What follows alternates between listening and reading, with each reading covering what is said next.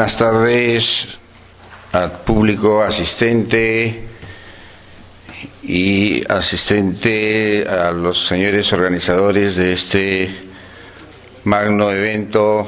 Saludar al director académico, al coordinador.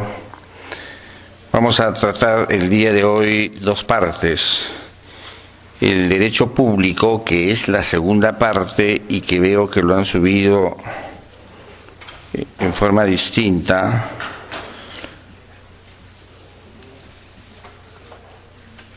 Y el derecho administrativo, función gubernativa. La primera parte que vamos a tratar es el derecho administrativo.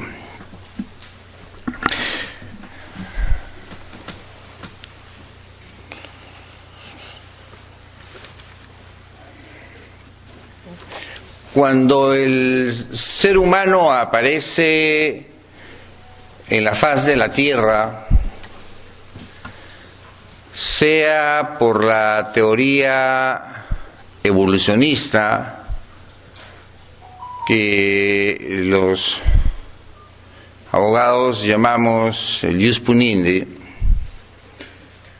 o por la concepción de la Iglesia,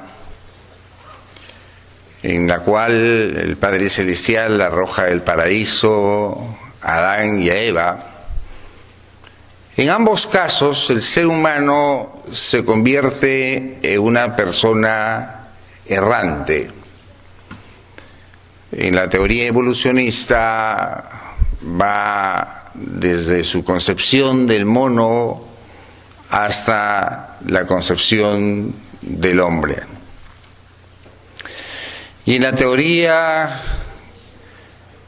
católica, en la concepción católica, es que el hombre se encuentra en la faz de la tierra, arrojado del paraíso, porque el Padre Celestial le dijo: ahora tendrás que comer tu pan con el sudor de tu frente. En ambos casos, el ser humano se convierte en una persona errante, era errante.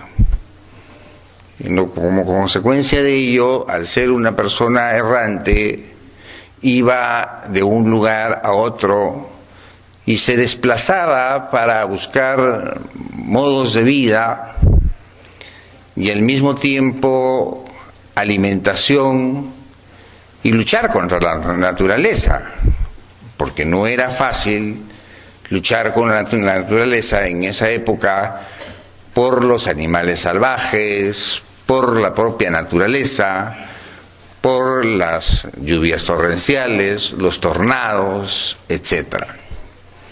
Con el discurrir del tiempo, el ser humano se descubre la agricultura y el fuego.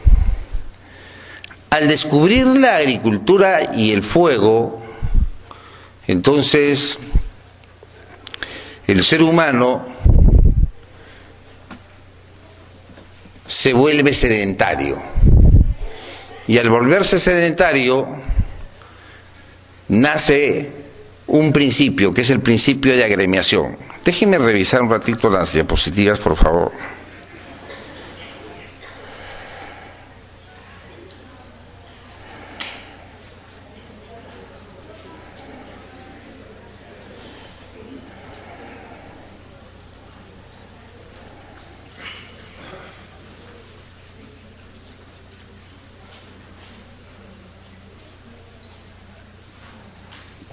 Acá.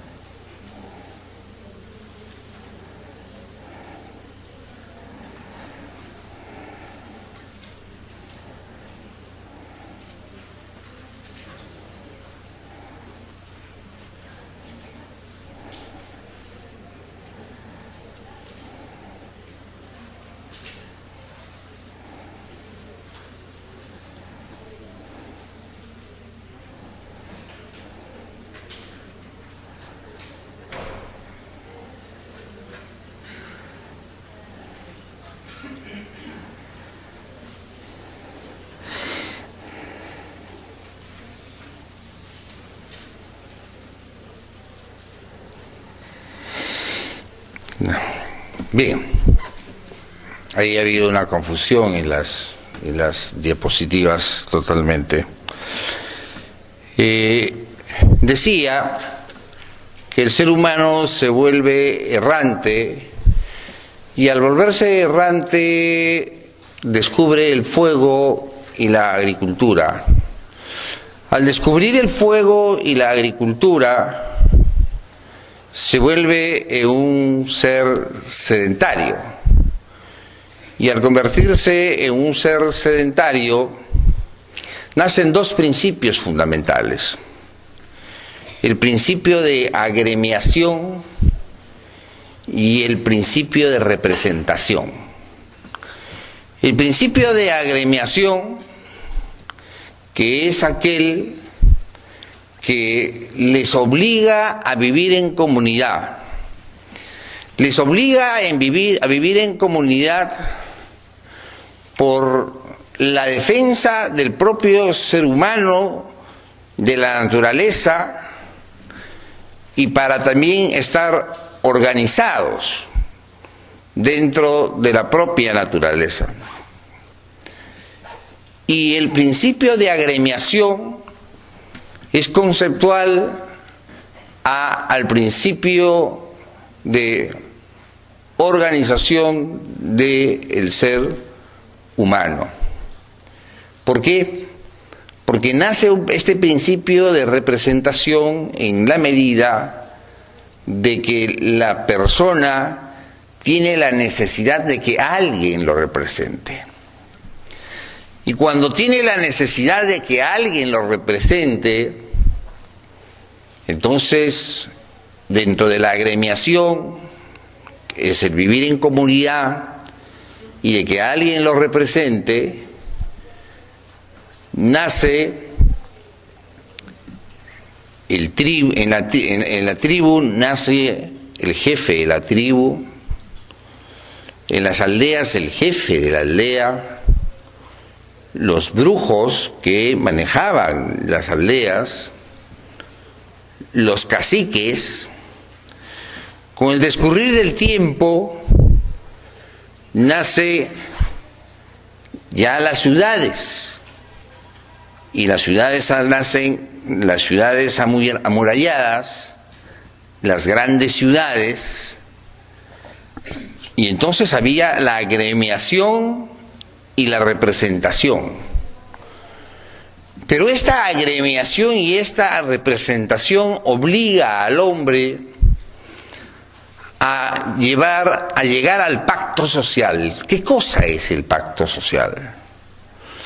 Es que el hombre renuncia a una porción de su poder que tiene en esta libertad que tenía dentro de la sociedad donde se movía y que tenía un representante, renuncia a cierta cuota de poder, porque el poder lo da el pueblo, y por eso dice, el poder nace del pueblo. Y renuncia a cierta cuota de poder, ¿para qué? Para que el otro tenga también una cuota de poder y juntos formar el Estado y la administración pública. Entonces, cuando el ser humano renuncia a su concepción de que no debería manejar todo el poder, sino fracciona el poder, nace el pacto social. ¿Y qué cosa es el pacto social? El pacto social son las constituciones políticas de los que rigen a los países, donde se establece, en cada una de estas, se establecen los derechos, los deberes y las defensas de la persona. Por eso en nuestra Constitución Política de 1979 se señala que la persona humana es el fin supremo de la sociedad y el Estado. Y en la Constitución de 1993 se establece la defensa de los derechos de la persona humana. Es el fin supremo de la sociedad y del Estado. Es decir, quien crea el Estado es el ser humano. ¿En busca de qué? En busca de la paz social y el bien común. Pero el bien común entendido en el bienestar de todos los ciudadanos. Porque todos los ciudadanos hemos renunciado a una cuota de poder que teníamos para que esa cuota de poder se convierta en el poder.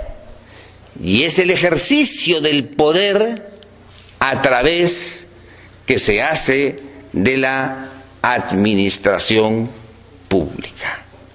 El ejercicio del poder, porque el ser humano crea el poder, lo hace precisamente para que la administración pública pueda desarrollarse de una manera en forma eficiente. Es decir,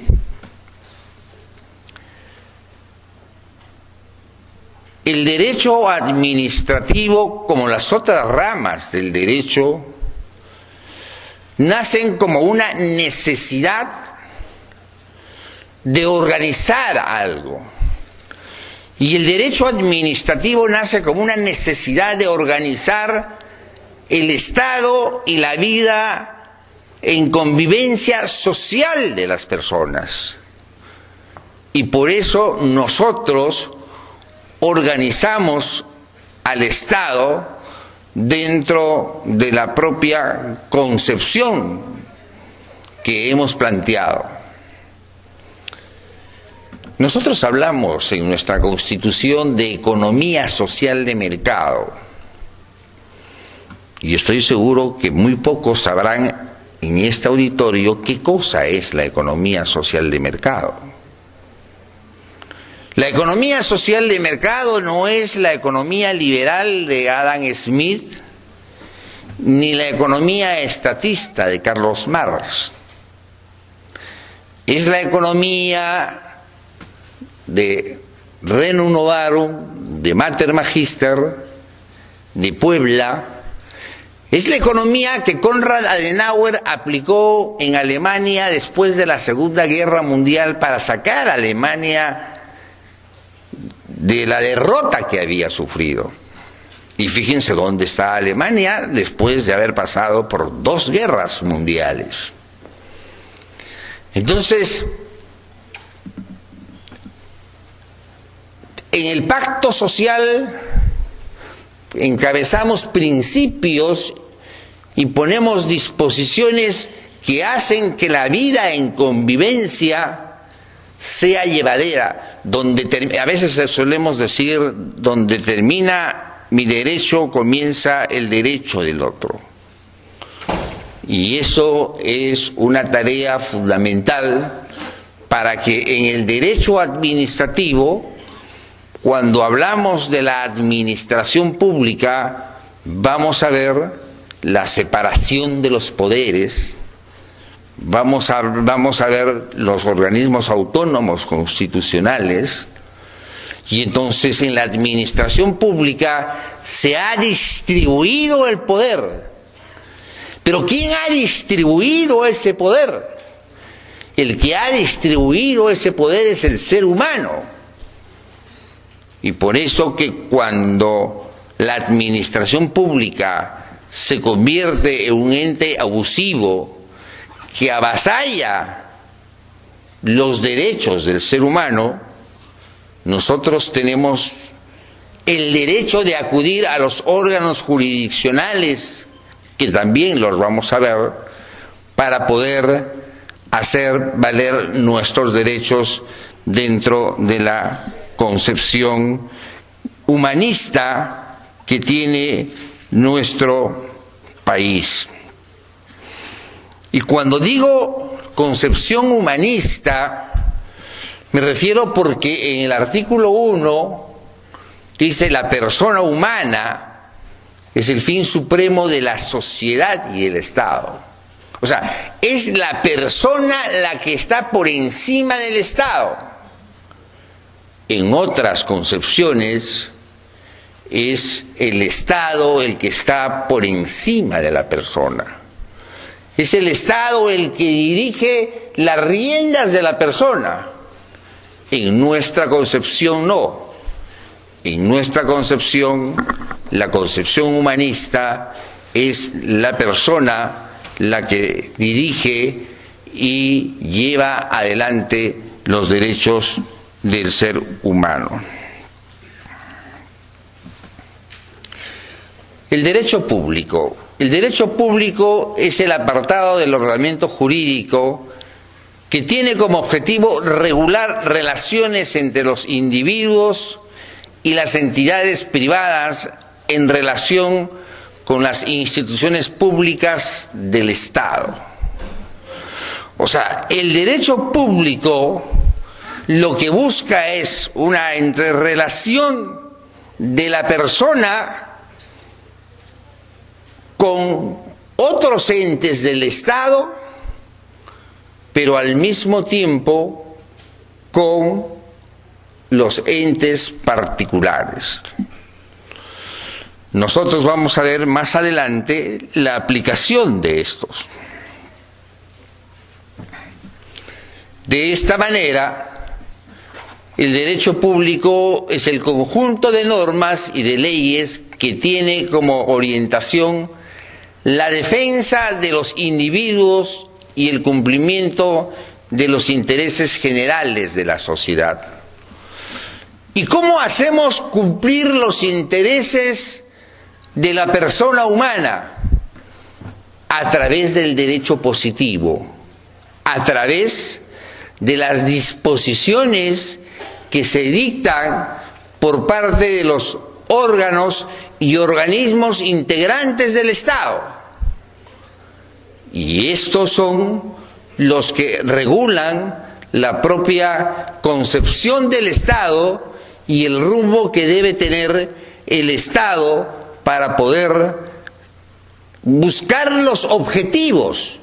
¿Cuál es el objetivo del Estado? ¿A dónde vamos? En busca de la paz social y el bien común. El bien común que significa que todos dentro de una sociedad organizada podamos llevar adelante un proceso de crecimiento y desarrollo en forma mancomunada y en forma organizada. El bien común significa que la persona humana tiene que desarrollarse con los derechos inherentes a la naturaleza del ser humano. Hace unos días yo declaraba para el diario Gestión sobre el impuesto al patrimonio predial empresarial.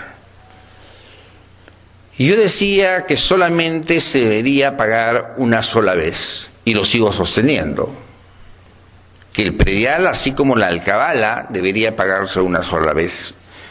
¿Y en qué sustento esta tesis? Antes, tener una propiedad te hacía millonario. O sea, tenían propiedad solo aquellos que eran ricos, o aquellas personas, los hacendados, los reyes, o las personas que gobernaban los países. Hoy en día, tener una vivienda es un derecho humano. Y al ser un derecho humano, en consecuencia, no es justo que estemos pagando el impuesto al patrimonio predial todos los años por tener una casa. El que tiene 2 casas sí debe pagar. El que tiene 3 casas también debe pagar, porque eso ya es riqueza. El que tiene 4 casas sí debe pagar, las inmobiliarias. Pero el que tiene una casa no debe pagar, porque hoy día es un derecho humano, y al ser un derecho humano, en consecuencia, no tiene por qué estársele cobrando en forma anual por parte del Estado. Mis amigos vinculados al tema municipal me dijeron: ¿y de qué van a vivir las municipalidades? Porque el impuesto al patrimonio predial empresarial es el ingreso más importante de los recursos propios, hago la aclaración, de los recursos propios que recibe los gobiernos locales. Muy sencillo. Pedirle al gobierno central que aumente o duplique, y si no triplique en función a lo que ingresaba, el fondo de compensación municipal. ¿Y qué cosa es el fondo de compensación municipal? El fondo de compensación municipal es la distribución que hace el gobierno nacional a nivel nacional, de acuerdo a los índices de pobreza y de población, del impuesto general a las ventas. Nadie sabe qué cantidades se distribuyen, nadie sabe qué cantidades se disponen. Sabemos qué cantidades reciben las municipalidades, pero no sabemos qué cantidades en el presupuesto general de la República se dispone para el Fondo de Compensación Municipal. Es decir, las municipalidades, si se preocupan por sus ingresos, no tendrían por qué preocuparse, porque con nuestros pagos del impuesto al patrimonio predial empresarial, que los pagamos todos cuando compramos el objeto más pequeño, que está grabado con el 18% del impuesto general a las ventas, esto fácilmente se puede distribuir. Entonces, de esa manera, es un derecho humano que le permite a las personas, que le permitiría a las personas tener acceso a una vivienda decorosa y a una vivienda que el día de hoy es considerado como un derecho humano.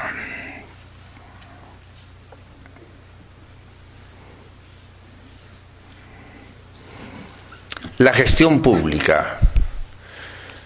Se considera a la gestión o administración pública como aquella disciplina relacionada al derecho público que aborda una coordinación integral entre la organización, planeación, control, dirección sobre el accionar en el funcionamiento de los servicios públicos. Empiezo por lo final. Cuando creamos el Estado, dentro de esta separación, haber renunciado a nuestra cuota de poder y entregado al Estado para que ejerza el poder, el Estado, ¿qué debe darnos a cambio? El Estado lo que tiene que darnos a cambio son servicios públicos. Porque el Estado es un prestador de servicios públicos. Para eso nació, para prestar los servicios públicos dentro de toda esta concepción, dentro de todo este bagaje de la orientación y el crecimiento del ser humano. Estamos hablando que estos servicios públicos tienen que ser prestados al hombre para buscar su beneficio y su desarrollo. Y esto tiene que ser con la planeación, el control y la dirección. El proceso de organización y planeación es un proceso sumamente importante.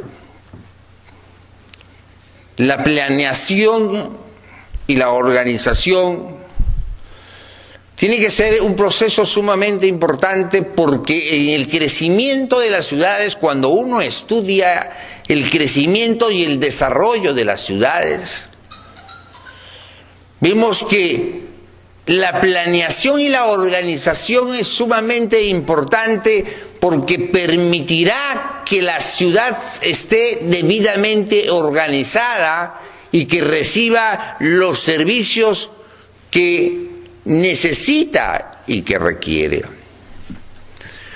¿Por qué creen ustedes que las municipalidades distritales dependen de las municipalidades provinciales en el tema de desarrollo urbano? Solamente dependen en 3 campos: en el campo de la tributación, el campo de transporte y en el campo del desarrollo urbano. ¿Por qué? Porque el desarrollo urbano tiene que ser homogéneo, el desarrollo urbano tiene que ser planificado, el desarrollo urbano tiene que tener los horizontes del tipo de ciudad que queremos tener. Porque en caso contrario, ustedes se imaginan que cada distrito, y pasa en Lima, y ha pasado en Lima, que cada distrito, sin hacer caso a las ordenanzas metropolitanas, han construido más allá de aquello que la zonificación les permitía. La zonificación les permitía 15 pisos y han construido 25 pisos. Con la anuencia del alcalde distrital y la incapacidad de control de la municipalidad provincial. ¿Por qué? Porque de por medio había un departamento para el alcalde. ¿Sí? Porque la municipalidad distrital lo único que da son los parámetros, es decir, cómo debes construir. El uso del suelo lo da la municipalidad provincial. Entonces se considera a la gestión o administración pública como aquella disciplina relacionada al derecho público que aborda una coordinación integral entre organización, planeación, control, dirección sobre el accionar y en el funcionamiento de los servicios públicos.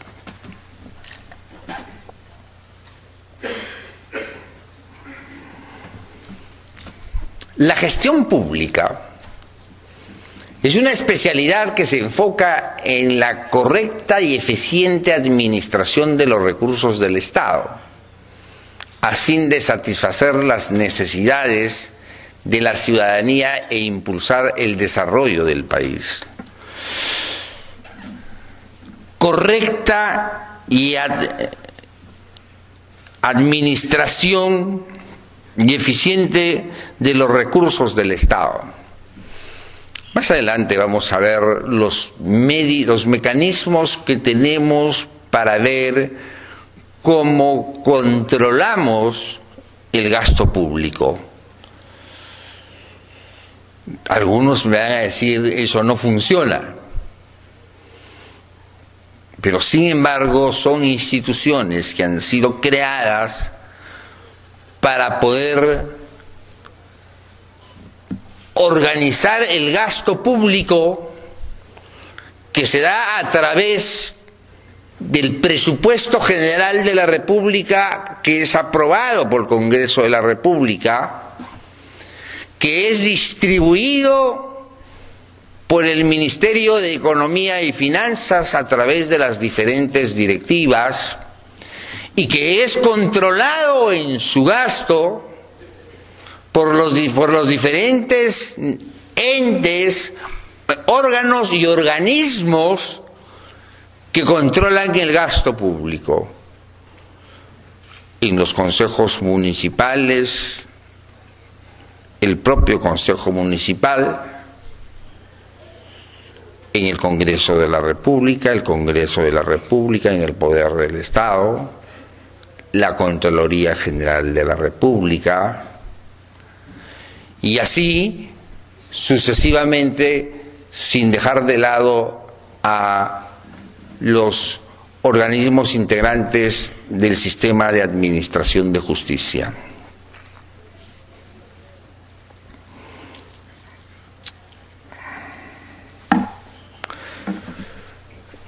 El Estado peruano es la creación del ser humano, como hemos señalado, que obedece a la necesidad de estar organizado con una estructura indispensable.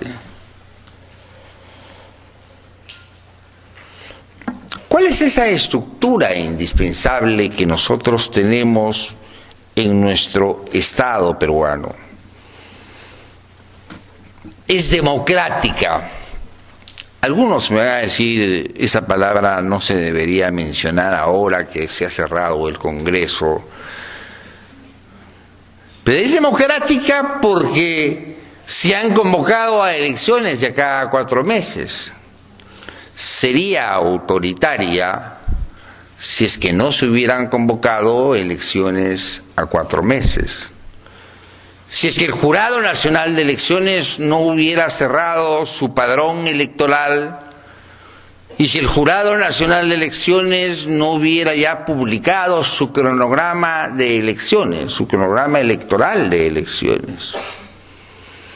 Entonces, somos un país democrático porque elegimos a nuestros representantes dentro de este principio del origen del ser humano, de elegir al representante, elegimos a nuestros representantes para que nos puedan gobernar. En algunos casos elegimos cada 4 años, como son los gobernadores, los vicegobernadores, los consejeros, los alcaldes y los regidores, y en otros casos 5 años el presidente de la República y los congresistas de la República. Este proceso que vamos a vivir, que anteriormente no hemos vivido, va a ser un proceso interesante. Son congresistas que van a estar 1 año, 2 meses, y ojalá terminen haciendo cosas interesantes e importantes y que vayan con el ánimo de trabajar en beneficio del país. Entonces, es democrático porque nosotros elegimos a nuestros representantes a través del voto universal y secreto. Y el voto universal y secreto es aquel que nos permite a cada uno de nosotros escoger a la persona que va a conducir las riendas de la sociedad por un periodo de tiempo, por el periodo de tiempo que nosotros le damos el poder. Por eso cuando decimos, ¿y este de dónde salió? ¿Y a este quién lo eligió? Debemos mirarnos a nosotros mismos porque nosotros hemos elegido a esas personas. Y cuando digo nosotros, nos incluimos todos. Alguien dirá, yo no voté por él, con justo derecho. Pero nosotros elegimos a esas personas y en consecuencia la democracia en el país se viene desarrollando y ojalá que el 2021, el 28 de julio del 2021, estos congresistas que van a ser elegidos en el mes de enero dejen el cargo al igual que el señor Vizcarra y que asuman el cargo el nuevo presidente y los nuevos congresistas por un periodo de 5 años. Y esta etapa será tomado como una anécdota en la historia democrática del país. Es social, no por el socialismo, y es social porque participa la sociedad en forma individual o organizada. Y ustedes me van a decir, pero si el voto es individual. Sin embargo, en las comunidades nativas, en las comunidades campesinas, en las comunidades altoandinas, mucho hace la opinión del jefe de la tribu, la opinión del jefe de la comunidad, para que voten por determinada autoridad. Terminan poniendo la autoridad. Marcará es un distrito, prueba de ello en el departamento de Ancash, en la provincia de Carhuaz. Los comuneros de Vicus son los que ponen el alcalde y son los que administran las aguas termales de Chancos. Entonces, es social porque nos organizamos, porque existe todo un proceso que no lo vamos a vivir ahora. Este proceso electoral va a ser muy corto y no lo vamos a vivir como se vive un proceso electoral con 240 días de anticipación que se convoquen, que serán las próximas elecciones generales. Antes era 180 días, se han sumado 240 días para que se pueda convocar al proceso electoral. Es independiente porque no interviene nadie en la elección de nuestras autoridades. Por eso está prohibido el financiamiento externo, por eso está prohibido que los países vecinos o países de otras latitudes intervengan en nuestro proceso. Y entonces ustedes me dirán, ¿y qué hace a veces la OEA? ¿Y qué hacen todos esos señores que vienen de supervisores? O sea, vienen a pasearse también, pero vienen de supervisores a supervisar nuestra democracia y en consecuencia ver si es que realmente el proceso electoral ha sido un proceso electoral transparente, claro, diáfano, que le dé poder a la autoridad. El uso del poder a la autoridad es lo más importante. Ese poder que nosotros le hemos conferido, que nosotros le hemos entregado a través del voto. Ustedes me dirán, ¿y las juntas vecinales, el Consejo de Coordinación Local, el delegado vecinal? Sí, yo creo en una democracia representativa y participativa. Tenemos una democracia mixta. Pero a la autoridad que hemos ungido para la representación es a la cual respetamos, y a través de ella es que giran los mecanismos de participación social. Los presupuestos concertados, el presupuesto participativo, entonces hacen que la ciudadanía el día de hoy participe mucho más que ayer, y eso me parece bien. Mi última publicación que saqué fue la revocatoria cuando llegó a Lima, y hay un capítulo que dice la revocatoria llegó a Lima. Y al revisar los anales de la discusión en la Constitución del 93, donde Henry Pease fue el propulsor para que la revocatoria se incorporara, que en paz descanse, se incorporara en la Constitución, como en la Ley de Control y Participación Ciudadana, la 26.300, Ley de Control y Participación Ciudadana, donde está la revocatoria. Muchos políticos que hoy día todavía están vigentes decían: ¿para qué va a haber participación ciudadana? Si ya tenemos nuestro representante. Ellos creen en la democracia representativa pura. Sin embargo, nosotros como país hemos optado por una democracia representativa, sí, pero también participativa. Porque la ciudadanía participa a través de las diferentes formas de participación ciudadana. Suiza es un ejemplo de participación ciudadana y creo que también una exageración. En los cantones suizos, para cambiar un semáforo se hace una consulta popular.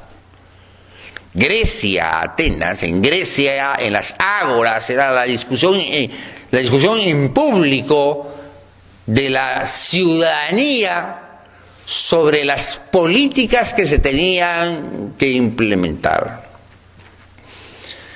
Y a mí no me parece mal que exista la participación ciudadana. Hay políticos actuales, vigentes, que no quieren la participación ciudadana, que dicen: si ya tenemos al representante, ¿para qué quiero la representación ciudadana? Porque ya le entregué el poder. Pero creo que la participación ciudadana, con una fiscalización eficiente, se puede lograr de que el gobierno sea más exitoso. La participación ciudadana con propuestas llevaderas puede ser un gobierno exitoso. La participación ciudadana con una colectividad que colabora con su autoridad puede ser una autoridad exitosa. En la serranía o en las comunidades nativas, las jornadas comunales son sumamente importantes. Las jornadas de los días domingos para abrir la zanja, para abrir el camino, para empedrar el camino, para que puedan seguir avanzando y creciendo. Yo creo mucho en la participación ciudadana y por eso, a pesar que nuestro gobierno es un gobierno presidencialista, porque tenemos un presidente, no es un gobierno parlamentarista como en Alemania. En Alemania es un gobierno parlamentarista donde el Parlamento escoge a la Premier, a la señora Meckler. El Parlamento escoge al primer ministro. Nosotros hemos copiado a medias el tema y hemos hecho que tener Premier, pero que lo designa el presidente de la República. Entonces, para algunos estudiosos del derecho, estamos hablando de un gobierno semipresidencial, porque tenemos un premier no elegido por el Congreso de la República, sino un premier elegido por el presidente de la República. Y el tema de la soberanía, el país es un país soberano. Cuando estudiábamos antes en la escuela primaria era costa, sierra y selva y nada más. Y después costa, sierra, selva, mar territorial hasta las 12 millas. Los que pasamos de 50 años deben acordarse. Y después costa, sierra y selva y las 200 millas marítimas. O sea, somos un país soberano y defendemos nuestra soberanía. El Estado es uno e indivisible. El Estado es uno e indivisible. Su gobierno es unitario. Un solo Estado. Un solo Estado, y que no estamos hablando de la concepción de Ibis Oliveira del Brasil, donde existen los estados federales. Y Ibis Oliveira es el creador de el presupuesto participativo. Cuando a Ibis Oliveira le preguntaron ¿de dónde ha sacado la participación ciudadana para elaborar el presupuesto participativo o los planes de desarrollo concertado? ¿Saben lo que dijo? Del Perú, de la COAVES. Las personas mayores se acordarán de la comunidad autogestionaria de Villa El Salvador, que tenía una organización importante. O sea, no somos un Estado federal como la Argentina, que está en crisis con la tesis de Sagüez, Villar Campos, Lazzarini. Venezuela tenía un proyecto de estados federales con la teoría de Adriano Carmona de la Universidad de Zulia. Chile tiene una mixtura entre los estados federales y las municipalidades, pero más está inclinado a los estados federales. Nosotros no, nosotros somos un país unitario, un solo país. Y al ser un solo país, en consecuencia,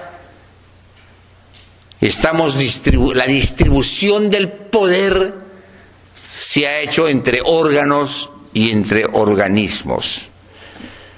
Representativo, ya lo hemos revisado, descentralizado. He escuchado muchas veces decir la región Lima provincias o la región Junín. Mentira. No existen las regiones. Las regiones nunca nacieron. Alejandro Toledo se apresuró y lo que hizo es convocó a elecciones dentro de los departamentos. Y lo que tenemos dentro de cada departamento es un gobernador, un vicegobernador y los consejeros. Lo que tenemos dentro de los departamentos. Antes se hablaba de la regionalización modelo y se decía Arequipa, Moquegua, Tacna y Puno, la región macro sur. Díganle hoy día a los moqueguanos, y no digo a los arequipeños, díganle hoy día a los moqueguanos que compartan su canon minero con los tacneños, que tienen poco sobre el particular y que más viven del contrabando. O díganle a los ancachinos, yo soy de la ciudad de Huaraz con mucho orgullo, o díganles a mis paisanos, los ancachinos, los huaracinos, que compartan su canon minero con Huánuco, que no tiene nada, y que es más un paso para el narcotráfico. No hay marcha atrás. Va a suceder, como dicen los comunistas, va a arder la pradera. Porque ya han probado aquello que lo que es tener un gobernador, vicegobernador y consejeros. Ya probaron lo que es tener su autonomía propia. Lo que va a haber más adelante, y esto es por culpa de Alejandro Toledo, porque lo primero que debió haber hecho es crear las regiones, que es un concepto estrictamente geográfico, conforme lo señalaba Pulgar Vidal, y que establecía una regionalización de corte transversal. el mejor geógrafo de nuestro país, por culpa de Alejandro Toledo, que precipitó las elecciones. Porque lo primero que debió de haber hecho es la consulta popular para hacer la unión de los departamentos entre sí, de 2 o más departamentos, que se hizo un ensayo en el año de los 85, pero que fracasó con el problema de unir Trujillo con San Martín, y a Trujillo con San Martín no los unía nada, ni siquiera había una carretera que los unía. Entonces ahí se empezaron a desmembrar y eso terminó siendo sepultado por Fujimori en el año 90. O sea, no se crearon las regiones, no hay regiones, no nos engañemos. Lo que existe es gobiernos regionales dentro de un departamento. Y los gobiernos regionales gobiernan el departamento. Y lo que va a haber más adelante, va a haber mancomunidades de gobiernos regionales. O sea, se van a unir para objetivos comunes. Para hacer una carretera, para hacer una pista de penetración, etc. Va a haber una especie de mancomunidad de gobiernos regionales. Pero no existen regiones y en consecuencia el tema de la descentralización más ha ido en algunos aspectos en la educación, que de ahí va andando en la salud, que creo que no estaban preparados los departamentos para recibir la salud, porque hay mucho caciquismo. O sea, los gobernadores se sienten dueños del departamento y ponen a sus allegados en los diferentes puestos. Lo mismo sucede en educación. Y ahí el gobierno está fallando, no solo este, sino también el anterior. Transferida la competencia, no se trata de transferir la competencia y se acabó. Transfiero la competencia, pero te hago el seguimiento. ¿Para qué está el gobierno nacional? El gobierno nacional está para dictar las grandes políticas nacionales, las políticas públicas. Entonces no se trata de que te transfiero la competencia y tú ves cómo lo solucionas. No, señor. Se trata que yo te transfiero la competencia, pero te voy a fiscalizar. No solo a través de la Contraloría General de la República, que no se da abasto, sino a través de cada uno de los sectores, cada uno de los ministerios que han transferido competencias, para ver si las metas se han cumplido. Caminante no hay camino, camino se hace al andar, decía Machado. La criatura aprende a andar gateando. Y cuando mete el dedito ahí en el tomacorriente, pasa corriente y no lo vuelve a meter. Eso es el proceso que están viviendo los gobiernos regionales. Por eso tienen más problemas que los gobiernos locales. Con todos los problemas, los gobiernos locales están más afincados en la historia del país. Porque en 1812 y en 1813 hubieron elecciones municipales con la Constitución de Cádiz. Y recién la independencia fue en 1821.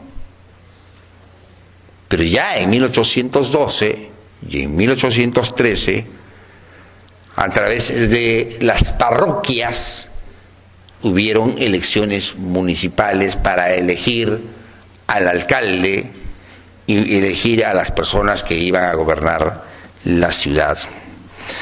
Se organiza según el principio de la separación de poderes.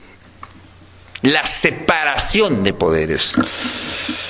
Alguna vez he escuchado decir y últimamente también lo he escuchado decir, el Congreso de la República es el primer poder del Estado. Si el Congreso de la República es el primer poder del Estado, ¿cuál es el segundo?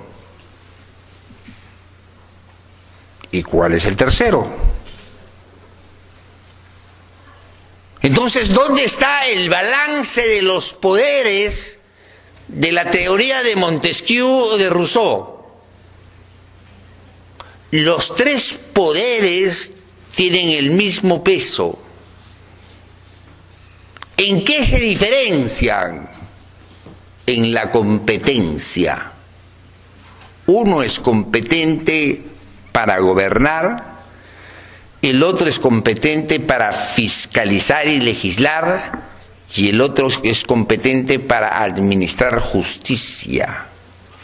O sea, la diferencia de los poderes está en el tema competencial y más no en el nivel del peso que pudieran tener, porque los tres son poderes del Estado. Y como tal, es un gravísimo error señalar que los poderes, que el primer poder del Estado es el Congreso de la República. Ustedes saben que yo veo derecho municipal también. Y una vez escuché a un regidor decir, el Consejo Municipal es el primer poder en el Consejo Municipal. Casi me caigo de patas arriba.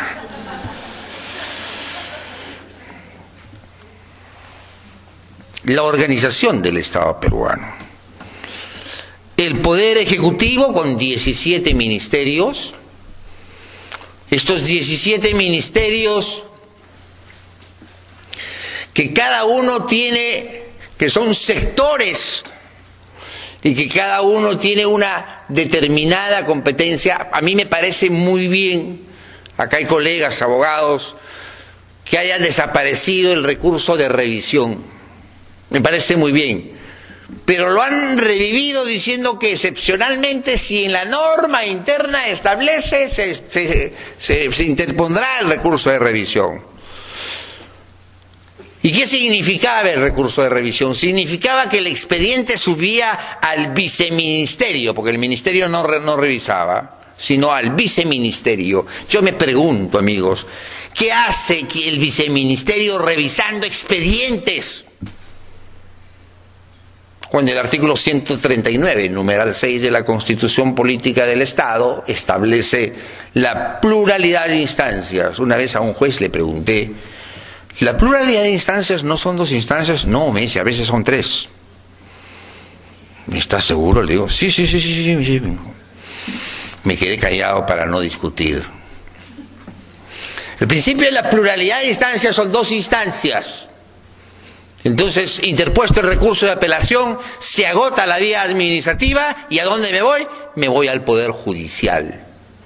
Artículo 148 de la Constitución Política del Estado, en el caso de los actos administrativos o actos de gobierno de los sectores públicos.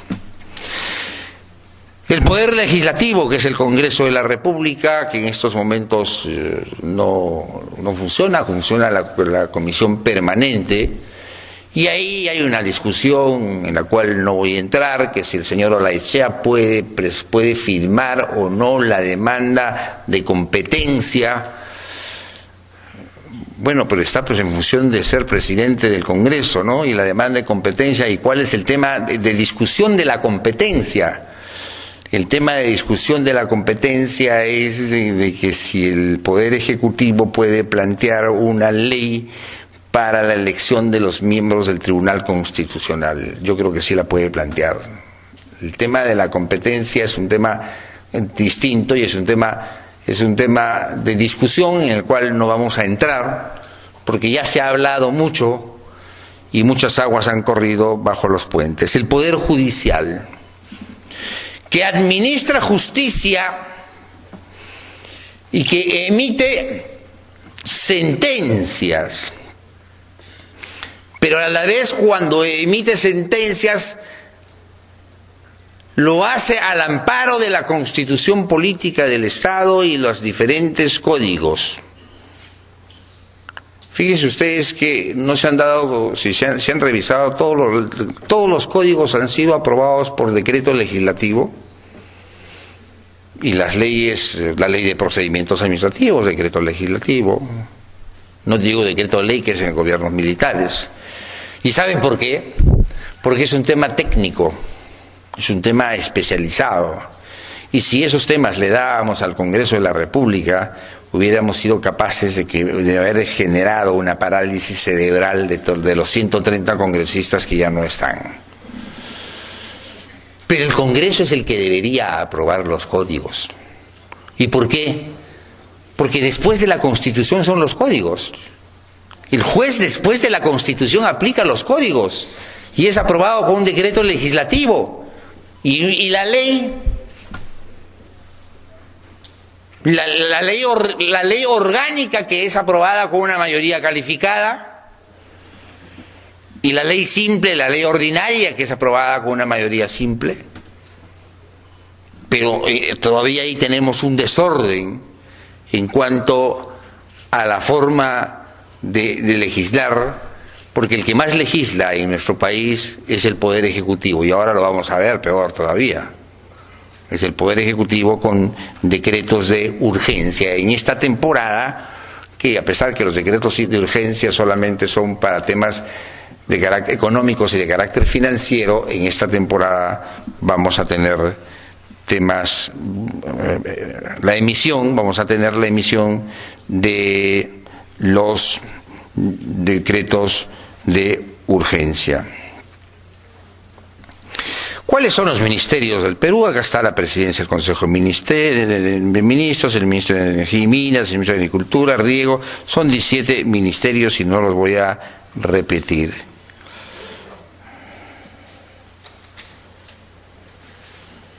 Deberíamos reducir ministerios realmente. Tampoco me parece mal que los ministros ganen 30.000 soles. Y ustedes me dirán por qué. Porque un funcionario de alto nivel debe ganar bien. Y las penas para ellos también deben ser penas severas. Porque si nosotros les pagamos mal a los funcionarios, lo que va a generar es corrupción. El corrupto siempre va a ser corrupto. Eso no lo va a cambiar. Pero si mejoramos la escala remunerativa, creo que a mí me parece que de alguna manera podemos reducir en algo la corrupción, porque la administración pública, cuando los sueldos bajaron en el gobierno de García, cuando sacó la 28.212 y dijo: yo soy el presidente de la República y yo debo ganar 15.000 soles, la diáspora empezó y todos se fueron al sector privado. Y de esa ley solo existe el papel y la tinta.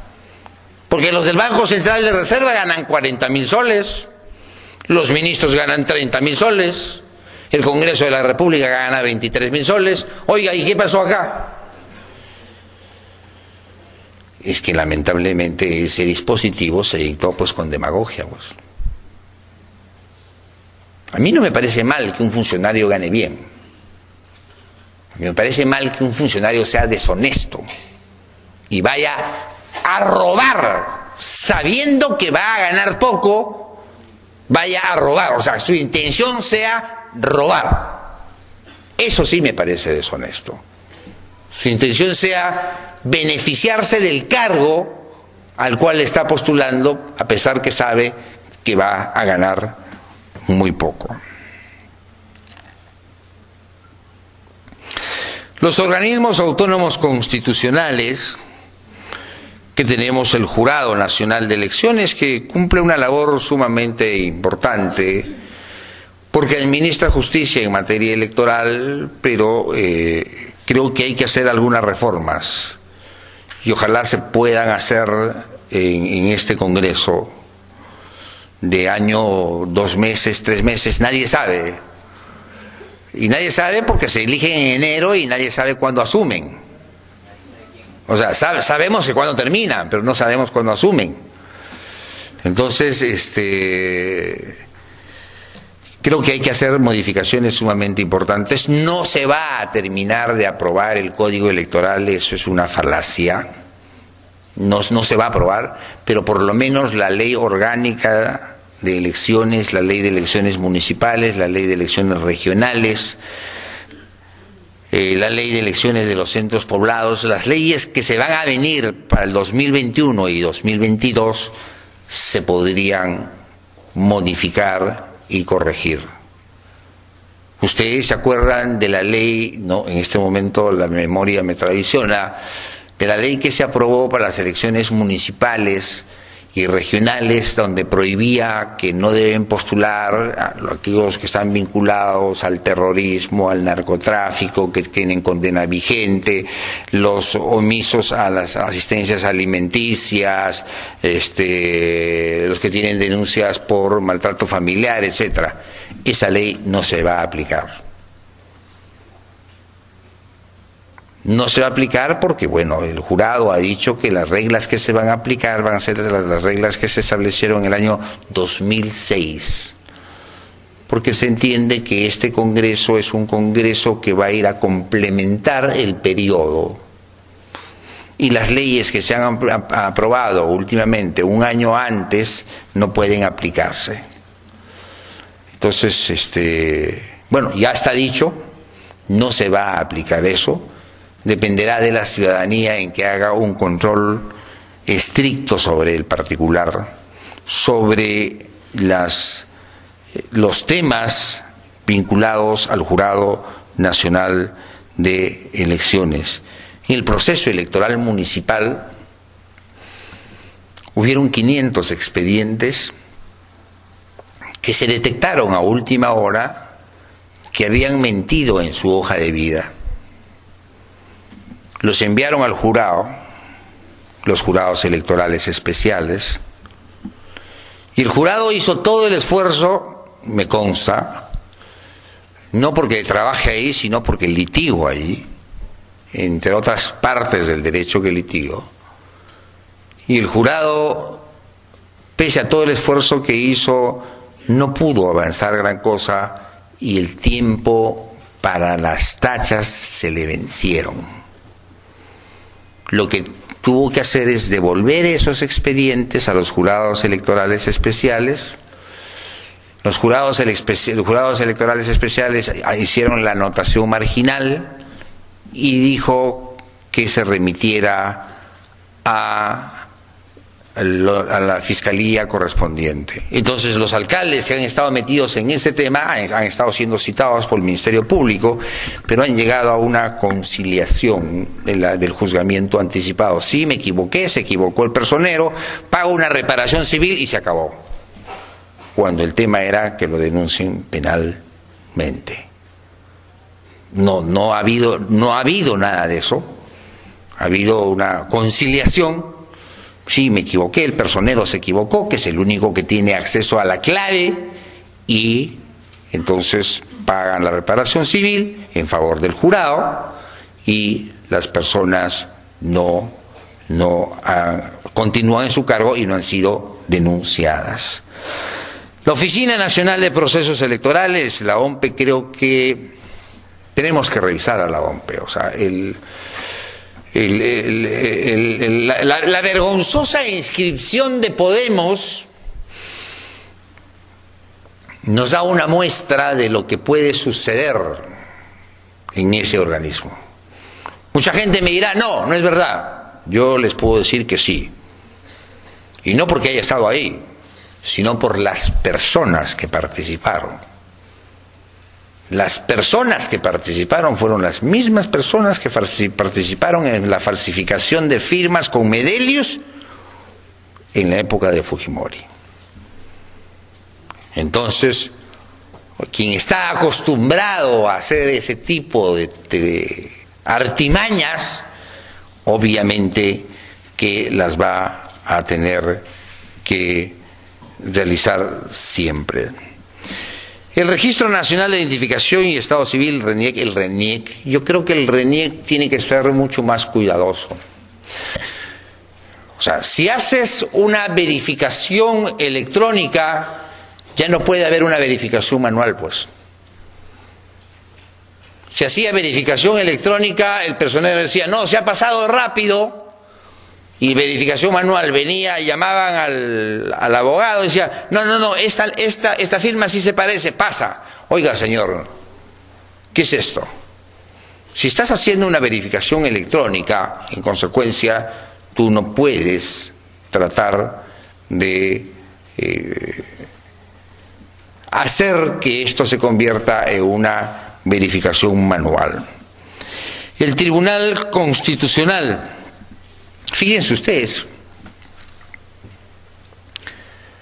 cómo un organismo autónomo constitucional puede enmendarle la plana al Congreso de la República, al Poder Ejecutivo, a los organismos autónomos constitucionales y a todos. Y no me parece mal, me parece bien. Pero hemos visto que han declarado inconstitucional, por ejemplo, la ley que facultaba a la Contraloría seguir un procedimiento totalmente cavernícola de sancionar a los funcionarios públicos, donde eran juez y parte. Ellos te investigaban y ellos te sancionaban.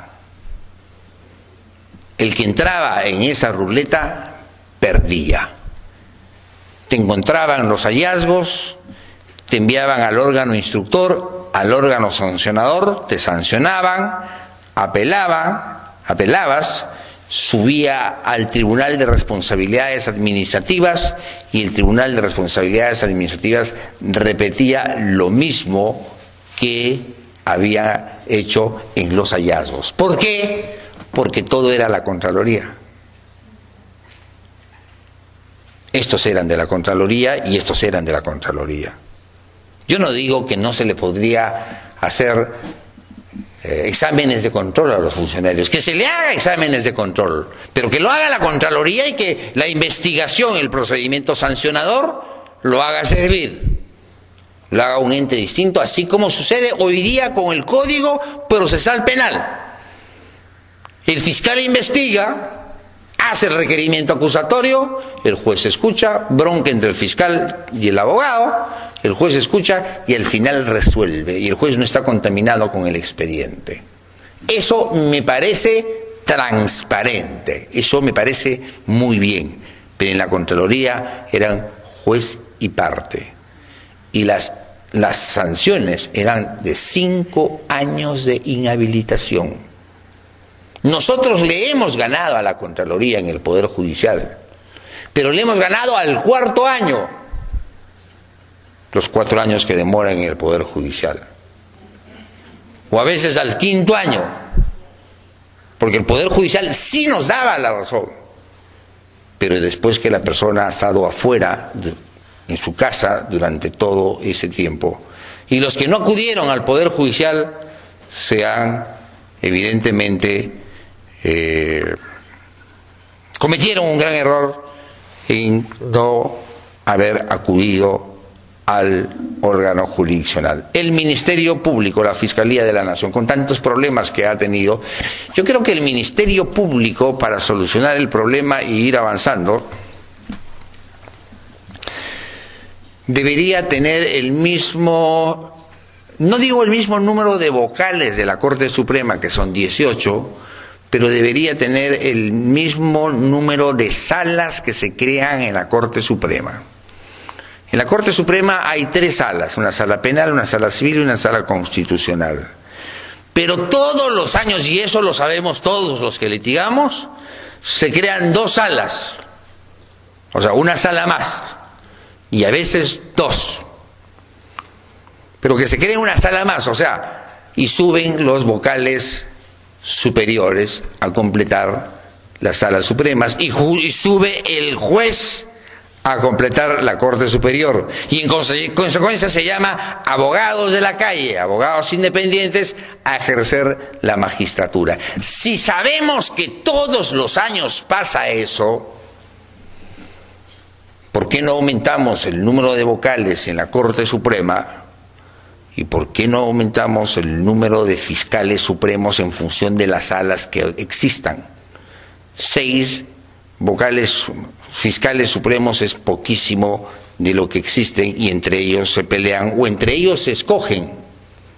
Entre ellos se escogen, hoy este periodo te toca a ti, este periodo te toca a ti, y dan vuelta porque saben que son pocos.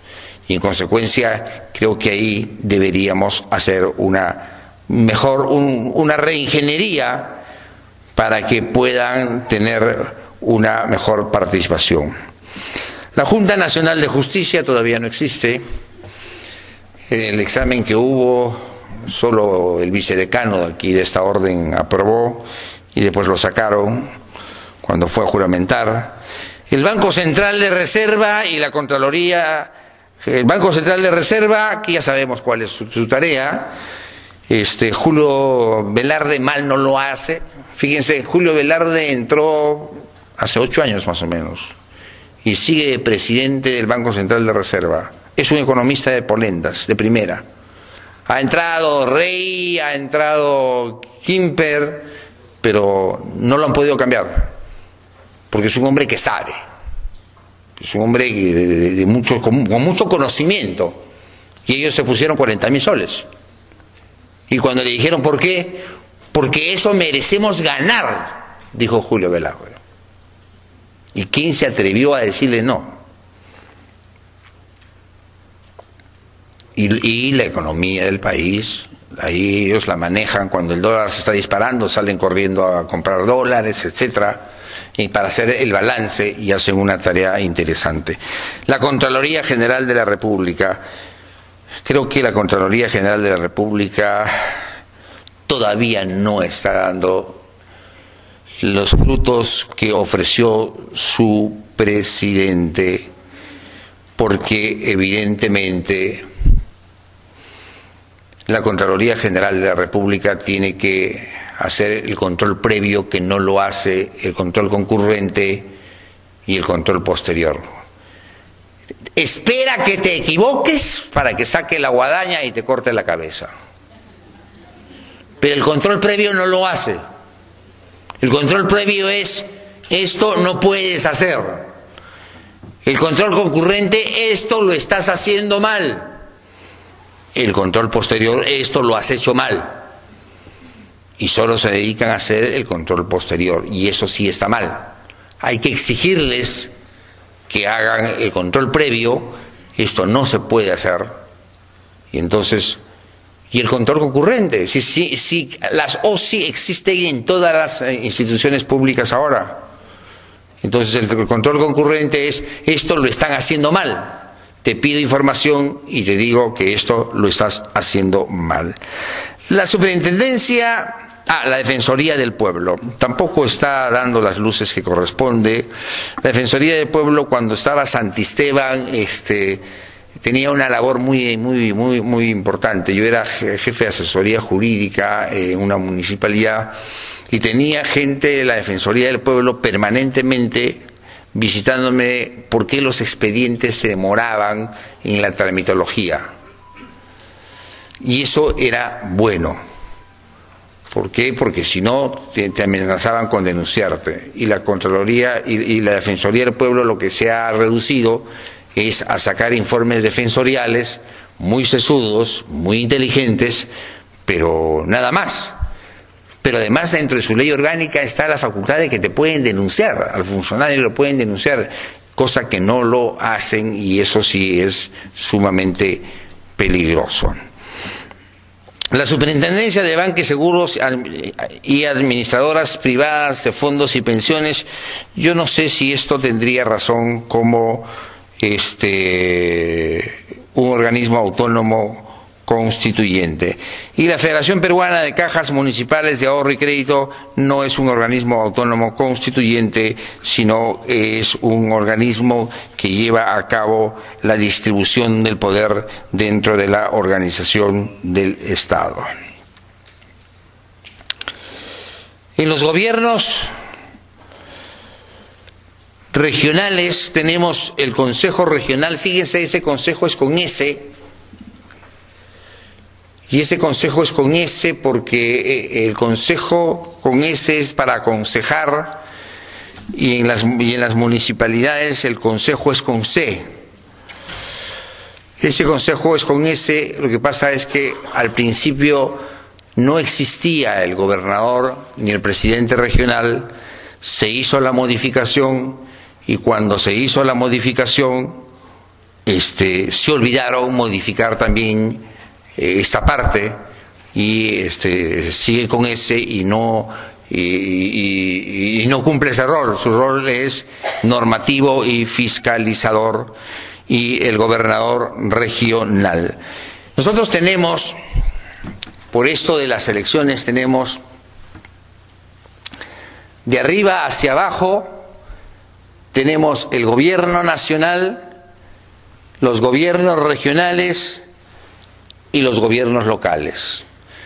En forma horizontal, siguiendo los principios de Taylor y Faylor, los pioneros del administrativismo, tenemos el poder ejecutivo, el poder judicial, el poder legislativo y los organismos autónomos constitucionales. En forma horizontal. O sea, están si nosotros buscamos en el portal del Estado, lo vamos a encontrar, están en la misma línea. Por eso el Tribunal Constitucional puede enmendar la plana a los organismos autónomos constitucionales y a los poderes del Estado. Los gobiernos locales, que son las municipalidades provinciales y las municipalidades distritales, que están integradas por el Consejo Municipal y la Alcaldía. Función del derecho administrativo. Las funciones del poder se materializan en gubernativa, de gobernar. La función es de gobernar, es una función del derecho administrativo gubernativa de gobernar. ¿Cómo gobiernas? Con actos de gobierno y actos administrativos.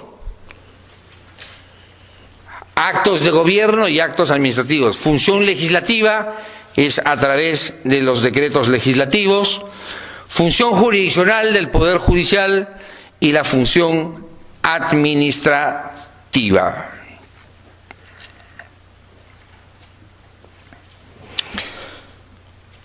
Los órganos que desarrollan tales funciones es el Poder Legislativo, el Poder Judicial, el Poder Ejecutivo y la Administración Pública y Privada. Formas jurídicas. Existe ya una corriente tradicional. Les prometo que vamos a terminar a las 9. La corriente mayoritaria de las formas jurídicas administrativas es el reglamento. El reglamento, ustedes dirán, el reglamento de sanciones, o ustedes dirán el reglamento de la ley. No, las formas jurídicas está en el reglamento, en la cual a través de las normas se reglamenta.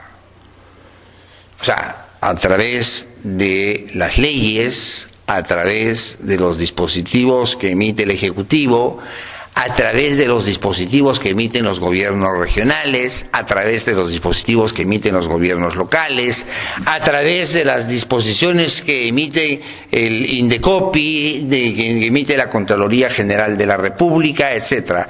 O sea, las formas jurídicas es la reglamentación, que no necesariamente estamos hablando del reglamento de la ley de contrataciones.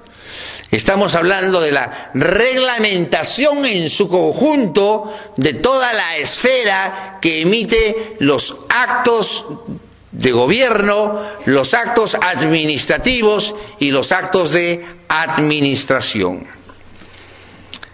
El acto administrativo, como ya sabemos, es una declaración unilateral de la administración pública que crea una relación jurídica válida entre la administración y el administrado.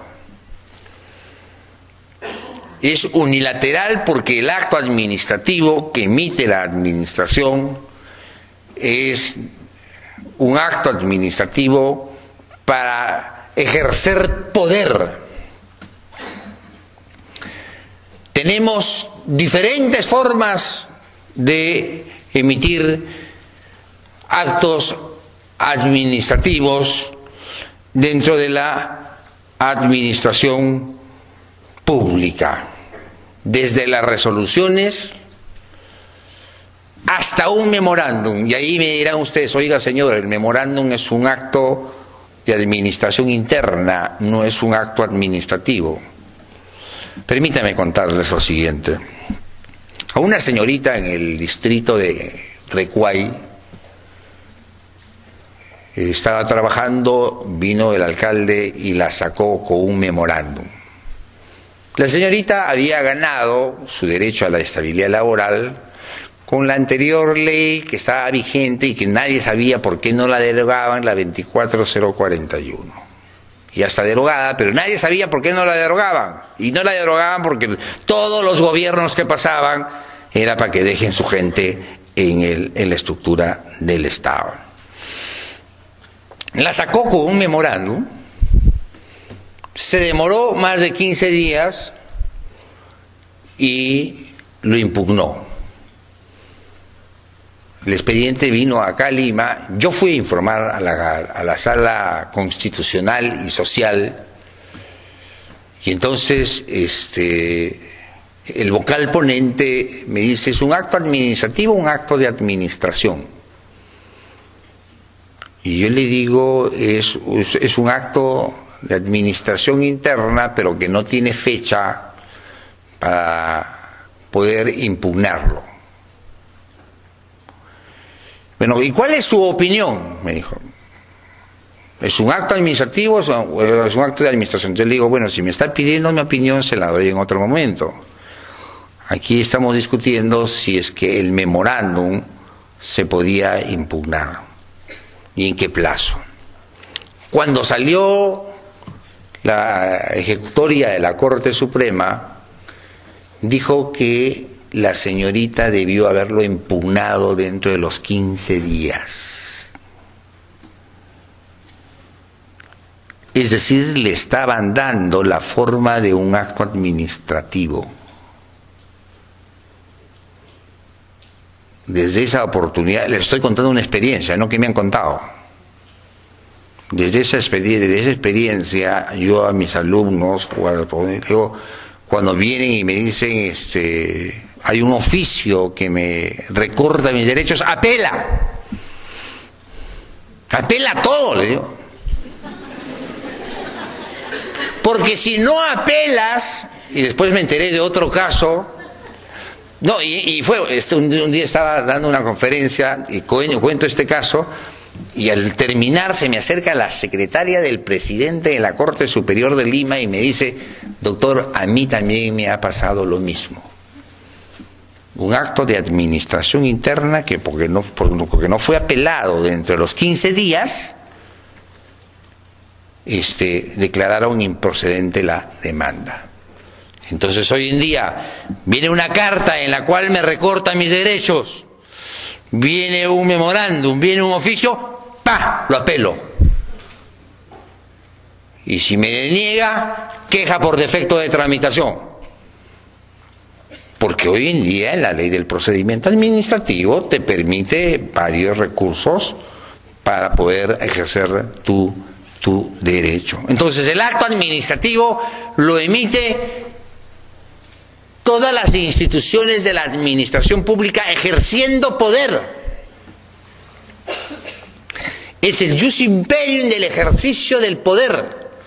¿Y por qué se ejerce poder? Se ejerce poder porque nosotros le hemos conferido ese poder. Nosotros le hemos trasladado ese poder. Y al haberle trasladado, al haber renunciado nosotros a una parte de nuestro poder, ellos hacen uso de ese poder y emiten los actos administrativos. El acto de administración interna no solo son los memorándum y las directivas, son todos los reglamentos que existen en la administración pública. Todos los reglamentos, desde el ROF, el MOP, el CAP, el PAP, todos los instrumentos que existen en la administración pública, el CUIS, etc. El acto de administración interna se emite en el ejercicio del poder, sí. ¿Es recurrible? No, porque es de alguna manera, reglamenta la organización interna. O sea, no te está recortando ningún derecho, te está reglamentando la organización interna. En consecuencia, por ejemplo, en sus instrumentos de gestión, en el manual de organización y funciones, que ahora están cambiando los de nombre, lo cual me parece bien, con el manual de perfiles, por ejemplo, o sea,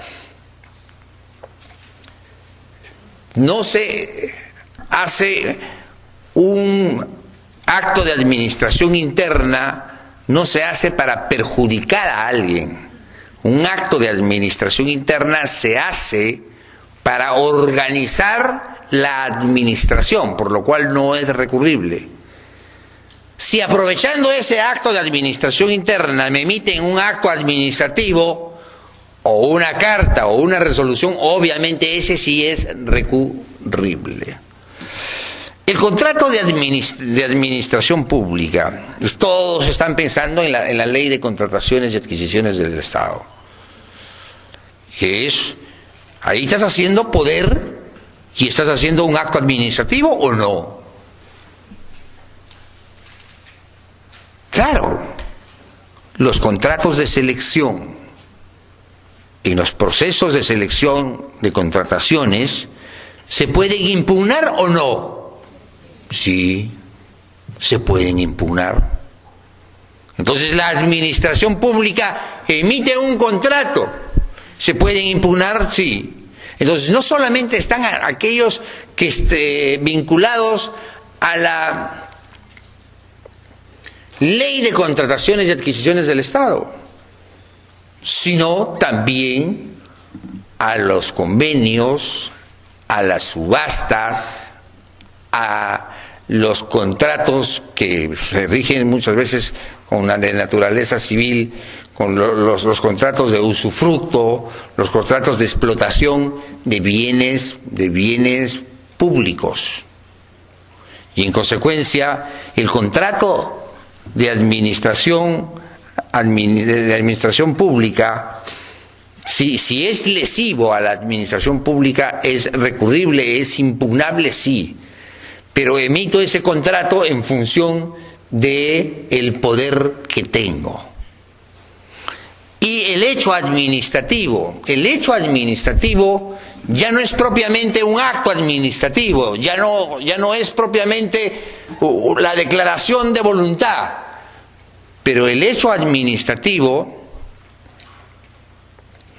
son acciones que a nosotros nos permite ver cómo funciona la administración pública. Vamos a ponernos un ejemplo. Una señorita policía que está dirigiendo el tránsito y tiene un silbato. Cuando toca un silbato y te hace así, es para. Y eso que yo no sé manejar, ni quiero aprender a manejar. Cuando toca 2 silbatos, pasa. Y cuando toca 3 silbatos o más, apúrate, apúrate.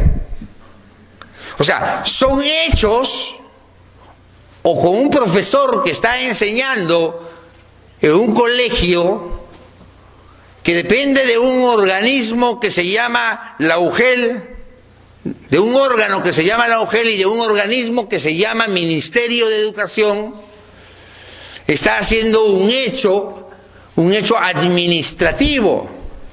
Y la administración pública ha sido creada para la distribución precisamente del poder dentro de los ámbitos competenciales que nosotros tenemos. Bien, hemos visto los actos administrativos, los actos de administración, y aquí quiero regresar a esto. En las formas jurídicas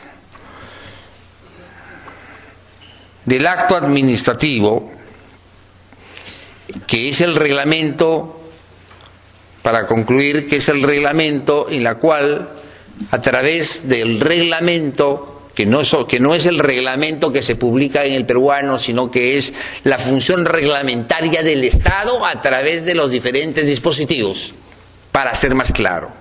La función reglamentaria del Estado puede ser a través de las leyes, de los reglamentos, de los decretos de urgencia, de las ordenanzas, de las resoluciones de alcaldía, de los decretos de alcaldía, etc.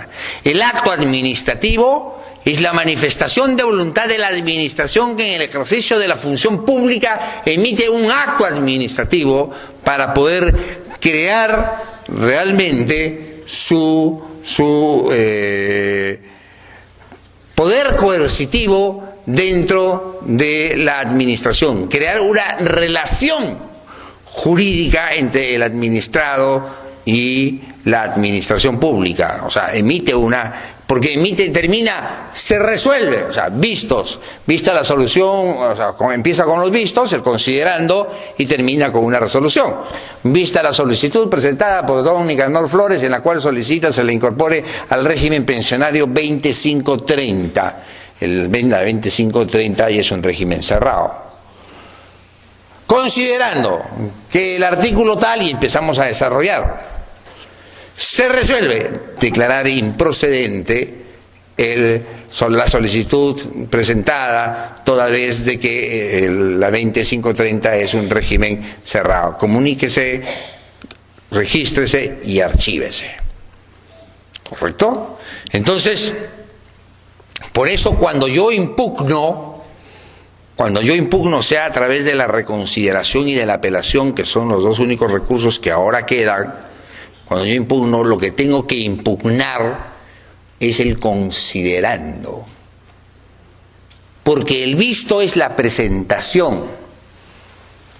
El fallo, la resolución, fallo en sede judicial o en sede administrativa. En sede judicial fallo, en sede administrativa se resuelve. Entonces, lo que tengo que impugnar es la parte del vistos, que es el tronco del acto administrativo, que es el tronco, es el roble de la resolución judicial. Entonces, esa es la que tengo que impugnar, porque de esa manera me va a permitir que yo pueda enervar mi derecho en el superior jerárquico. O sea, es decir, en el primer considerando señala tal cosa, no es verdad por esto, por esto, por esto. En el segundo considerando señala esto, se equivoca porque la ley señala esto, esto. O sea, vamos destruyendo lo que tiene la parte considerativa. Y al destruir la parte considerativa es muy posible que tu recurso de apelación va a ser declarado fundado. El recurso de reconsideración no lo recomiendo porque pierdes tiempo y encima si el funcionario te ha agarrado a animalversión, peor todavía. Solo en el caso de los tribunales no sujetos a superior jerárquico se interpone el recurso de reconsideración. Y agotada la vía administrativa, ¿a dónde nos vamos? Al Poder Judicial a través de una demanda contenciosa administrativa. Tenemos 3 meses, 60 días hábiles para interponer una demanda contenciosa administrativa. Queda claro también, con esto terminamos, que no existe recurso de nulidad. Yo he visto muchos colegas con pena que interponen recurso de nulidad. No existe recurso de nulidad. Lo que existe es el recurso de reconsideración o el recurso de apelación, y donde dice, por lo cual solicito se declare la nulidad de la resolución recurrida. Y si declaran fundada la apelación, dice, fundado el recurso de apelación presentado por don Nicanor Flores, y en consecuencia nula la resolución número tal. Entonces eso es cuando ustedes ya vean el procedimiento administrativo, los recursos impugnativos. No sé si vamos a ver el procedimiento sancionador con ustedes, espero que sí. ¿Sí? Ya, me parece perfecto. Y les digo por qué. Mi hija estudia en la Universidad Católica, Derecho, está en el segundo año, y la acompañé al diplomado de Derecho Sancionador. Fuimos los 3 días. Y claro, estuvieron los pesos pesados del derecho administrativo, empezando de Jorge Danós, que conoce mucho de esto, ¿correcto? Pero créanme, pura teoría. Nadie nos dijo qué tengo que hacer frente a un acta de inspección, qué tengo que hacer frente a un acta de instrucción, donde me deben dar los 5 días para hacer mis descargos, y qué tengo que hacer a una resolución de sanción, que es impugnar, que es apelar. Pero nadie de los expositores en los 3 días lo dijo eso. Y eso está mal, con el respeto que me merece la universidad, pero eso está mal. Porque lo que busca es el administrado, es qué hacer cuando se me presenta el de la municipalidad, el fiscalizador, y me deja las 3 actas. Y todavía me las deja juntas. Y el fiscalizador, como si pudiera dejar las 3 juntas. Bueno, eso será motivo de tratarlo en su oportunidad. Muchas gracias por haberme soportado y que Dios los bendiga.